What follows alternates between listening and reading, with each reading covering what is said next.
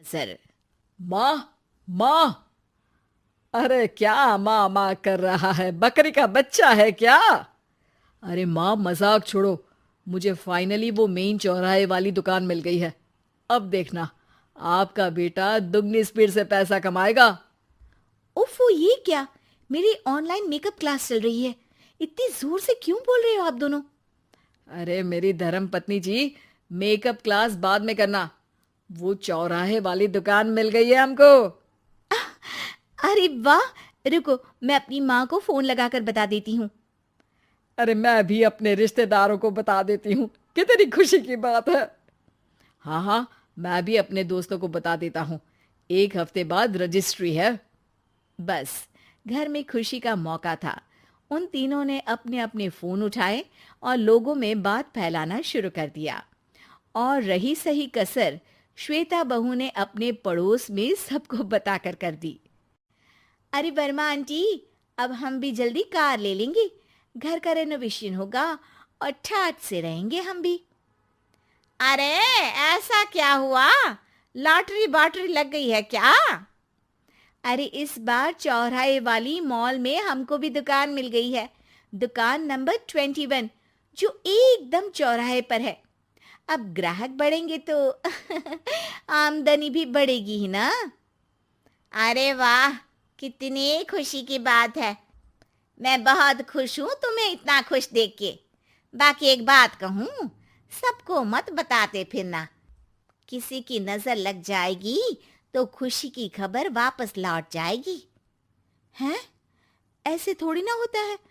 अब डरा रही हो? अरे सही कह रही हूँ। काली नजर कहते हैं इस चीज को, जब आप किसी को कुछ बताओ और वो काम बिगड़ जाए।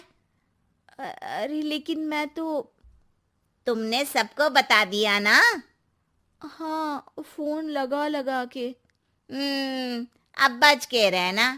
काली नजर बड़ी खतरनाक होती है।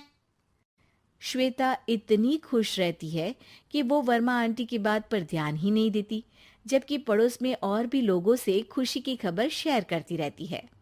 अगले दिन राजेश बहुत दुखी होकर घर आता है। अरे बेटा, क्या हुआ? मुंह क्यों सूजा हुआ है? मधुमक्खी ने काट लिया क्या? माँ, वो दुकान किसी और के पास चली गई। किसी ने ज्यादा भाव लगा दिया। अरे पर बात तो आपसे हुई थी ना उस दुकान वाले की। हाँ, आज मैं टोकन अमाउंट देने गया था, तब मुझे पता चला। कोई आकर सुबह मुझसे पहले ही ज्यादा अमाउंट दे गया। हम्म, काली नजर। क्या? क्या कहा? वर्मा आंटी ने समझाया था कि किसी को बताना मत, वरना काली नजर लग जाएगी। अच्छा, तुम्हें उनकी बात मान लेनी चाहिए थी। उनकी बात मान लेती, लेकिन उसके पहले ही सबको बता चुके थे ना हम तीनों। अरे अगली बार से ध्यान रखेंगे। कोई भी नई चीज होगी तो किसी को नहीं बताएंगे। तीनों कुछ दिन ऐसे ही रहते हैं, पर एक दिन श्वेता को एक मेल आता है। राजेश, मेरा ऑनलाइन मेकअप कोर्स कंप्लीट हो गया। अब मैं खुद का पार्लर खोल सकती हूँ। अरे वाह, अपने मोहल्ले में ही खोलते हैं। ये जो घर के सामने दुकान है ना, वहीं। हाँ, यहाँ सस्ती भी मिल जाएगी। अगले दिन श्वेता वर्मा आंटी के पास जाती है, मिठाई का डब्बा लेकर। अरे आओ आओ, कैसे आना हुआ? जोर से नहीं बोलूंगी। वो सामने वाली दुकान है ना, वहां मैं अपनी पार्लर की दुकान खोलने वाली हूँ। उसकी मिठाई है। अरे वाह, बहुत बधाई हो तुमको। हाँ, मैं कमाने लगूंगी तो राजेश पर पूरे घर का बोझ नहीं रहेगा ना आंटी जी। ये तो है। पर ये बता कि तूने ये बात किसी और को तो नहीं बताई ना? अरे नहीं नहीं, पिछली बार गलती कर दी थी।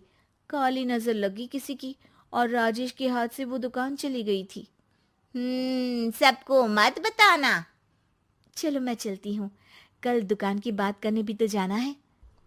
अगले दिन श्वेता दुकान के लिए मालिक से बात करने जाती है। अरे लेकिन दुकान तो हम कल रात को ही किसी को दे चुके हैं। कल ही? हाँ, कल ही। 2 दिन बाद कोई यहाँ पार्लर भी खोल लेगा। अब कहीं और दुकान देख लीजिए। अरे पर हमको भी तो पार्लर ही खोलना था। हाँ भाई, ये एक ही दुकान है, आधी आधी तो नहीं दे सकता ना मैं। राजेश और श्वेता घर पर हताश होकर आ जाते हैं।